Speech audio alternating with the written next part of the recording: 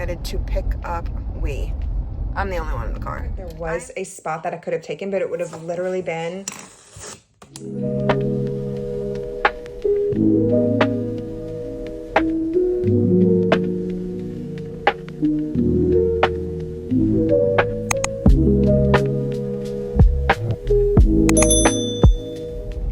Good morning, friends. So it is Sunday, January 29th. This is Sunday market prep vlog. And I guess if we're going to vlog the day, we might as well do the entire day.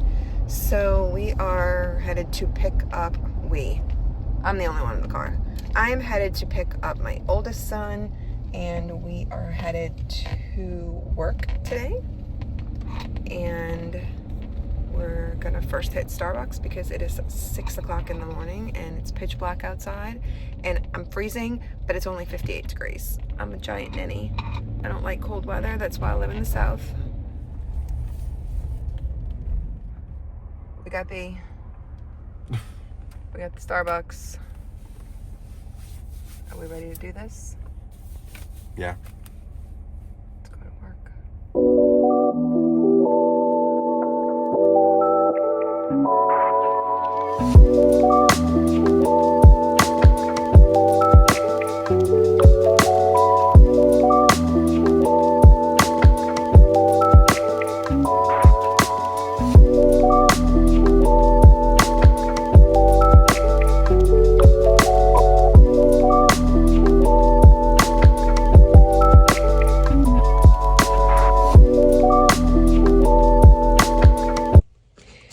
Hey guys, so we just got back from the game and my face is so red. I feel very windburned. It was cold out there. It started really slow, but it picked up. So we got pretty lucky. Hope they win today. If not, no biggie because we're not going to be in the playoffs. So last night though, I did mold some earring shapes that I want to unmold today. And we're actually going to fill these with resin because we need to start making earrings for the market that we are going to be doing in March. So let me back up a little bit. I found out that they had a fall market in November. And I didn't sign up in time for it. There was a spot that I could have taken, but it would have literally been, like a 2-week notice, and there's just not enough time because this market is massive. It's a 2-day market. It is about an hour and 15 minutes away from where I live, and there was just no way. And I just couldn't get life together and stock together for something that big. So fast forward, I reached out, I emailed the woman that runs it. Her name's Anne. She seems very nice. I haven't met her yet, but I had to fill out an application. This was the first big market application that I have had to fill out. So I was a little bit nervous, and you had to choose what sort of booth you wanted. So you could have a corner booth where it's just like when you walk in, you're on a corner of a long aisle, or you could have a middle corner booth where when you're walking down the aisles and you go up, like it's a T, you're easily accessible, I guess, from all angles. I signed up for that one. She emailed me back saying that those were sold out already and that, put my next option on there. So I did, and I had to send pictures of what my booth setup looked like. And I waited about 3 days. and I heard back. I didn't hear back from her. I got an invoice to pay. So I thought that was really interesting. But I'm so glad that I was accepted. I had not really taken a lot of pictures of my booth before because I feel like it was just little, not mom and pop craft fairs that I've done, but like ones at schools or I think that's it. Just ones at schools that I've done. I've never done like a big convention center. Ma'am, do you need some water? So yeah, I was excited about that. I got the invoice, I paid it. You just had to put down your deposit. So this is kind of a pricier craft fair. This is the vendor event. It's the first really large one that I've done. I've done a 2-day one before, but it was at a local high school. This one is at a convention center. I think I've said that already. And you have to pay to get in. So I am in. It is March 8th and 9th. And I am super excited. Today is the 29th of January. So I need to start prepping ASAP. I just don't really know what to bring with me to a March market. I would assume, St. Patrick's Day, Cinco de Mayo. We are actually catching it, unfortunately, at the end of Mardi Gras. So Mardi Gras falls on Tuesday, the 4th, and this is on the 8th or 9th. I need to check and see. It's that Saturday and Sunday. So we're just going to miss it, but I think I'm just going to bring everything that I make for Mardi Gras as well, because I feel like it could still sell. So with that being said, we have 2 months to prepare. I was going to take off to the end of the year, but I feel like I can't do that because I really need to start working on inventory. I started creating new shapes for earrings. So yeah, I still have some earrings to mold. These are my little peeps that just kind of dangle from the ear. And I have Easter eggs that are 3D. I have 4-leaf clovers right here. So let's start molding this. And if you don't know, I have another video. I can try to link it if I can figure out how to do that above. And it shows me actually making these molds. You cannot reuse the paper, unfortunately. Over there. Because it's like a one-time stick deal. I cut these frames out in my laser. They are triple layered. This is 3mm acrylic or 1/8 of an inch. And then I super glue each side basically. And these frames are nice and sturdy. I've used them over and over and over and over again. And they just kind of hold your pieces in here. And then, so that's basically what it looks like. And then you just take your little pieces and just pop them out. That's going to be the larger earring. And then I have some little bitty tiny baby studs that will end up pouring in here. And then I have a medium-sized stud. I don't know if you can see that because it's clear, but a medium-sized stud, because not everybody likes a big giant earring. I do. I mean, I like every size, but not everybody likes the big mama jamma. And then I do the little tiny ones for the little kids. So taking all of these out. I will hold on to these pieces just because you never know. I might need another mold, and then I don't want to waste more acrylic. And because I make these molds for myself, I kind of just put them in really any kind of order. It doesn't really matter. And then I'll come in and trim, the excess that kind of spilled over. So that's the clovers. And then this is Easter eggs. And because I use a clear silicone base for my molds, I can use UV resin. I don't love to use UV resin for my molds. I will if I'm in a pinch, but I'd rather use 2-part epoxy resin and let it sit overnight to fully cure. So I'm bringing St. Patrick's Day, Easter earrings. I'm bringing Cinco de Mayo earrings, 4th of July. I think I'm going to bring my Thanksgiving earrings, because why not? I mean, March, April, May, June, July. I mean, it's 6 months away, but hey, maybe people start shopping early, or they see a pair of earrings that they're like, oh my God, those are so cute. So I want to get those and wear them in July, but they're pumpkins. That's okay. You never know. So this is the egg mold. So you can see it's split in 2 spots. Well, I have something that's going to go in the middle. It's going to be a piece of mirrored acrylic. And it's going to kind of sandwich in between. And it'll be better explained when I actually pour it into the mold.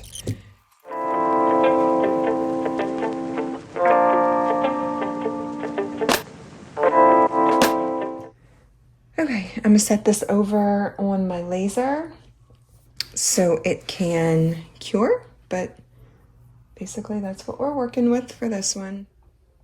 Okay, we're back with our mold. I literally just broke my ring light and I had to rig it up so it will hold for now. We have 2 different color glitters. This one is from PDB Creative Studio. It's called Feeling Lucky. I don't think they make this color anymore. They might. I'm pretty sure they don't though. This is Fool's Gold from Glitter Heart Co. I'm gonna do both colors, but I think just for the sake of this video, we're gonna do this entire mold with Fool's Gold first. And then tomorrow, after these dry, we'll make another mold of Feeling Lucky. I wanna do 2 of each because I do sell a lot of St. Patrick's Day earrings.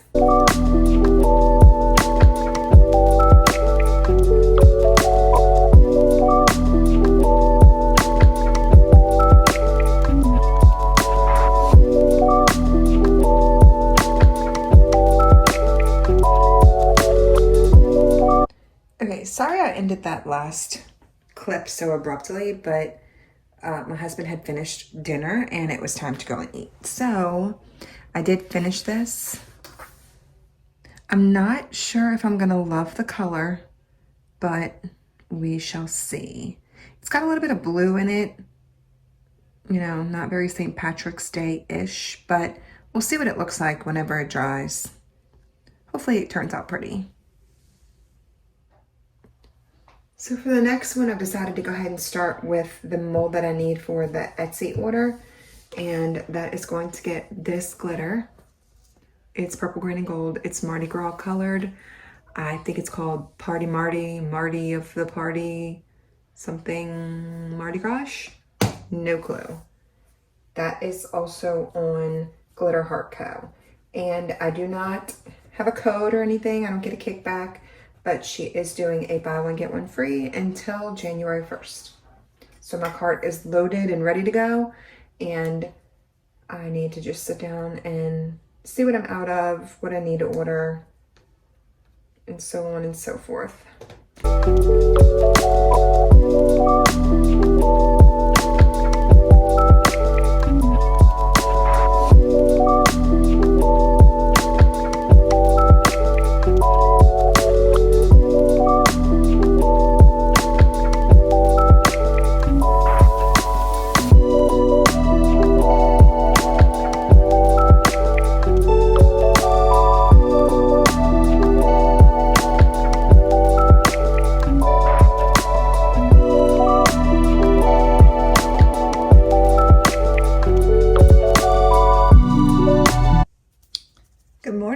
It's the next morning. Got my coffee, so we're ready to go. If you remember last night, these were the molds that we poured on camera. But I did do a few others. So let's grab this one first. This is literally all I wanted to make out of this. And then we are going to make a mold with these. So take these out of here, and then we'll actually do this again today, and then again and again. We need to have 4 of them. So these were some extras that I poured right here. These are my studs. These are the ones that I just do a little extra, and then we make them into cute little stud earrings. Okay, I do like that glitter. That's really cute. I wasn't sure if we were gonna love that color yesterday, but I think it turned out pretty good. It's really pretty. I had one more mold that I didn't grab yet, but okay, so that one is done. Here are the comedy tragedy masks. These are cute. They're not quite cured all the way. I can still bend it, but if I place it flat on a surface, it'll reharden, or it'll continue to harden. these actually did really well. I only have one that I have to go in and trim off a little bit of the overflow. So not too bad. That's a good one. So up next, we'll do these because I know that these are going to be super cute. One of my best-selling Mardi Gras earrings. So we'll re-pour this again today.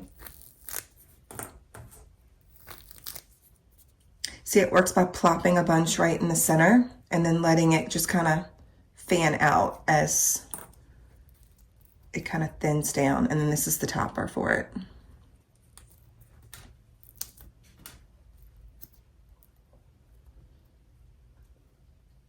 Yep, those all did very well. So up next is, or are, the states.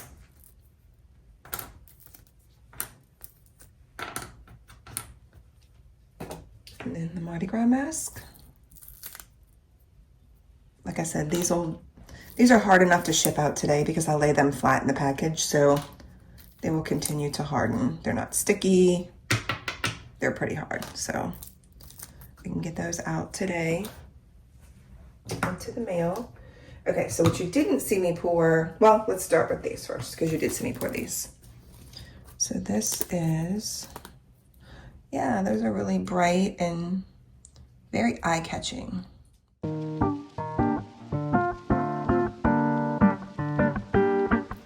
So when we assemble these, I'll show you what I do with my studs because I don't just glue it back to them. A lot of times if you just glue it back to this, it'll fall off within one wear. Ask me how I know. So I'll show you what I do with those. This is a mold that I just recently, one of my newest molds that I made. I love the shape of earring. I actually saw an earring like this on a friend during Thanksgiving, and I said, oh my gosh, can you take a picture of that earring when you get home? And I recreated the shape by drawing something in Procreate, but I really did love it, but I made a little adjustment to it. Hers was more of a straight line through here, and I just kind of wanted to curve that just so it has a better inner look. But look how gorgeous those are. Oh, I love it. The next one you did not see me pour, but I told you that I love the shape of this one, are these circles with the inner cutout. So I'll show you, that's the bottom. And then this is the top piece. These are always a great selling shape for me at my markets, in person. And these were poured last night at about 9 o'clock. And it is now 8:30. So about 12 hours-ish.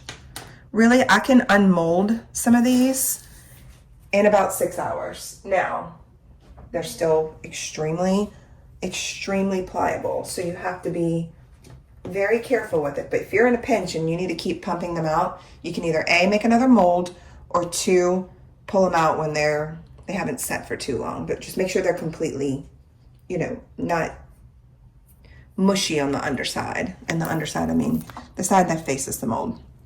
This is the neck shape that you didn't see me pour, but these always do pretty well too. I always pour my best-selling shapes first because I know that those are going to sell well. Actually sold out of this shape at a market. It has a gold topper. They just hang really well on everybody. That's just a good universal shape. And the last one that I poured, which when I realized when I made this mold, I didn't make enough of this part. I only did 4, but I have 8 circles. So I'm not sure what I was thinking when I did that. Maybe I was thinking this would be a topper, but I feel like this is too big for this. So it's just a little hoop. And then the top will be this little connector. I think that's so cute. It's just, if you want more of a baby shape, so we have the baby, and then we have the mama. This one's just a little bit thicker. This one's a little, better for teens or, just somebody that doesn't want to wear a big, thicker earring. So we have options. So hopefully the shape does well. I think it's very dainty. I can see, you know, teenage girls gravitating toward this shape rather than the bigger one. Although my coworker's daughter loves this. And then my last shape that you didn't see me make is probably one of my most favorite molds. And I've said that about a few of them, but this is a new mold that I made. It just has a lot of moving parts and pieces. It'll make sense when I lay it out on the table. So let's scoot all of these guys over. It's just a very avant-garde shape. This is the topper for the earring. So this goes down first. Let's see if I can remember this. And then this piece hooks to it here. This piece here. Okay, this one in the center.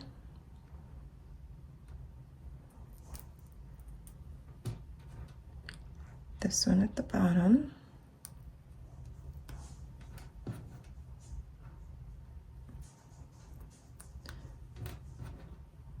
I just tried to pull out all the colors that were in the earring topper and go from there. Oh. So this is the earring shape.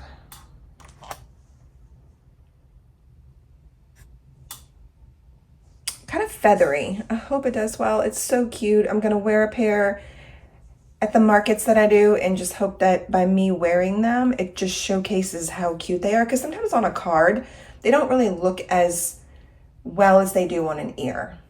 So hopefully that'll all come together. I know it's hard to tell on this wooden desk, but we are going to take a little short break this morning. I'm gonna re-pour all of these molds again with the same resin and glitter color. And then tomorrow, tomorrow's Tuesday. So tomorrow I will use the new color that we decided to go with, or the other color, which is this one.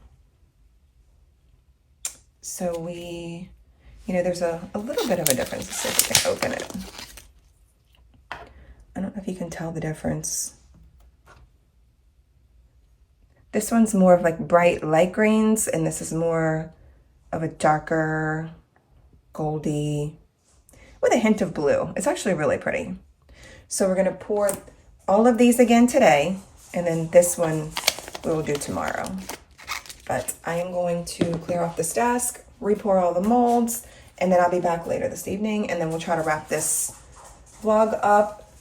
I don't want it to get too long because I do want to get this out on my YouTube channel for you guys. So we'll be back in just a bit. So I went ahead and put a few of the earrings together, and this is one of the earrings that's finished, and now we just have to put it on a card. I did do some of these. So at some of my shows, people love a stud, right? They love an earring topper that's connected to the dangly part. But some people also love hooks. So I like to incorporate both. I would, if you're making earrings, I would suggest that you incorporate both into your work, just because some people have trouble with their earlobes. I guess they've worn earrings their entire life and maybe never took breaks, or I'm not even sure, but their earlobes kind of hang a little bit, so they prefer not having something like this, even though it's super lightweight, not having something like this hanging from their ear or pulling, but rather a hook. So I offer both. So this is definitely a must in my business. It's a Dremel. I got this from Lowe's. Some of my molds that I make, I don't know if you'll be able to see, the hole should be right here. Well, when I was pouring the mold, I probably was impatient and didn't use a toothpick to push the silicone into the hole that was created by my laser. So having this Dremel has been a lifesaver. You literally just turn it on and you can just kind of push right through. Normally I would do this on a piece of wood or a surface underneath, but Now we have a hole right here that goes through the back, and we can attach the jump ring through the middle of it. But I did say I was going to show you how I put together my studs. So the thing that we have to do with the Dremel is we have to change out this part. So you push down on this lock and you turn this. That comes off, that comes out. Sometimes I need, and that pops out. Sometimes I need these guys to give me a little assist. Then we put on our sander. This reminds me, and it could very well be the same, of like when you're getting your nails done. Like clearly I don't get my nails done. I am using hair color at work all the time. I always joke and say that my hands are probably the cleanest hands out of anybody that I know because I shampoo hair, I feel like all day long at work. So, you know, I feel like I just have super clean hands from that. But anyway, so this goes in first, and you have to make sure that it's the right hole size coupling. I don't know what you call this thingy, but you have to make sure that this is going to fit in there. And you can see it's really, no, you can't see. It's really like loose. So you want to put this little cover and then put this on. And you can see, you're like, well, that's not going to work. But push this lock. You can see that lock on there. Yeah. You push and hold that in, and you turn this little lock thingy, pull that out, turn it, turn it, turn it until it locks in. You'll feel this kind of release a little bit. And look, now it's in there. So then what I like to do with this little sander, let me get this out of the way, and do not lose these because you'll have to go buy another set. I keep them in a little box in my drawer. That way I always know where it is because I am notorious for losing things. So we'll start with this guy. With this earring, we want this part to be at the top. Obviously this will hang from the bottom and vice versa. So all we need to do, let me grab a mat to catch our shavings because I don't really want it going all over my pants. Okay, so we are going to basically just Dremel the part that we're going to attach the stud backing. So I want to put it right about here. So that's literally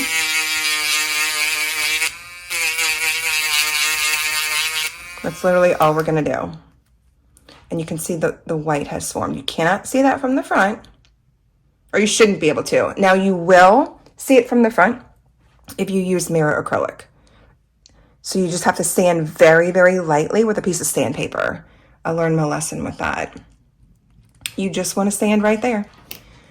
And let's see, we did that one. So we need to do this side on this one. So we're coming in.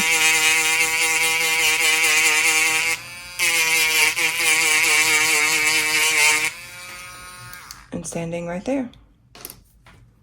And the same thing with these guys. So you just have to find the hole that the jump ring's going to go through, flip it over, and just sand where you're going to put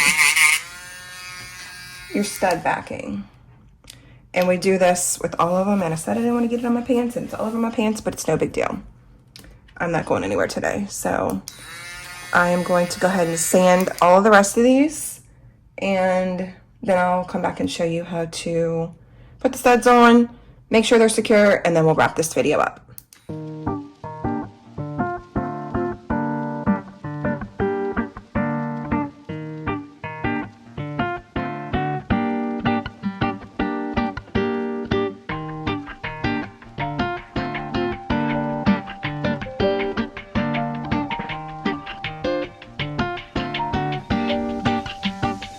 So I think that's all of them. Now I am going to clean up because my hands are filthy and So are my pants. So we are going to, sorry for the abrupt move there. We're going to clean this up. Be right back. Okay, so what I like to do is I'll take a pair, put them on my card. I get these little tubs from the Dollar Tree, and I just pour UV resin in there. So unfortunately, this one must have seen the UV light at some point. Okay, well, we need to go to the Dollar Tree today to get more of these because this was my last container and it is cured in there. So what we're gonna do is take a little plastic cup and we are going to put a little bit of resin in there.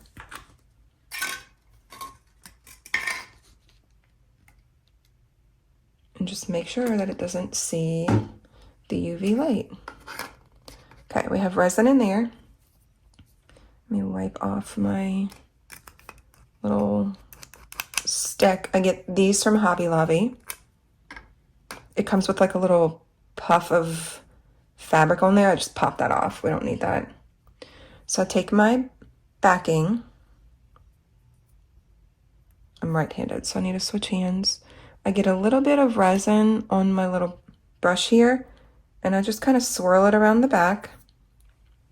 I don't know why I grabbed that. And then I just plop it right down on the spot that we used the Dremel for. You can see the white area. That's where you want to put it. You want to give the earring a rough surface so the resin can stick to it. And I do that with everything, whether it's my badge reels that I make or earrings. You definitely want to give the surface just a light sanding just to rough it up a little bit. So what we're going to do is we're going to push these into our light and we're just going to cure that. Let me get that out of the way. We're going to cure that for about maybe 30 seconds. I'll pull it out a little prematurely. Okay, that should be good enough. And you can, like, they're on there. They are on there, but I did give one to my dad not too long ago, and I said, try to pop that off. And he went, I was like, okay, well, we need to give it a little extra insurance. So what we're going to do is we're going to take our little, it's basically a toothpick. We're going to get some resin on there, and we are going to plop it down, and we're just going to coat the whole back of the earring pad. This is just going to give it a little extra insurance and to make sure that it is on there really well. I kind of feather this out down to the bottom just so it doesn't leave a harsh ridge. And that's basically it. We are going to, you want to cover any white areas that you sanded, or you will see that when you turn the earring over. Not that anybody probably cares, but it just, visually it looks better.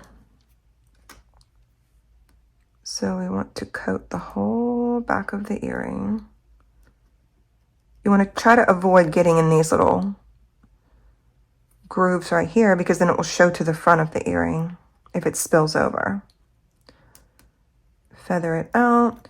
And this time, we're going to push it under for 2 minutes. Okay. Finished earring. It is smooth to the touch. You don't feel the earring back. And it is on there, guys. Like, it is not coming off. Now, would I ship these to someone in an envelope like this? No. I always put my earrings in a box just because, people are rough with packages. You can stick a fragile sticker on it and they're still going to just throw it. We've seen the videos of people throwing packages, but I would put these in a little box on a card with a thank you and just ship them out like that. But here is just kind of a little rundown of everything that we made. But don't forget to like this video and subscribe and comment below whatever, you know, whatever you liked about the video, and then let me know if there's other content that you guys want me to film. I have printers and lasers, and I can do a rundown of the machines and, you know, what they do if you're on the fence about buying a machine. I don't have every machine, but, you know, I'm a small business, so I have a few. But yeah, we're gonna go ahead and end the video here. So I will see you guys in the next video. Bye.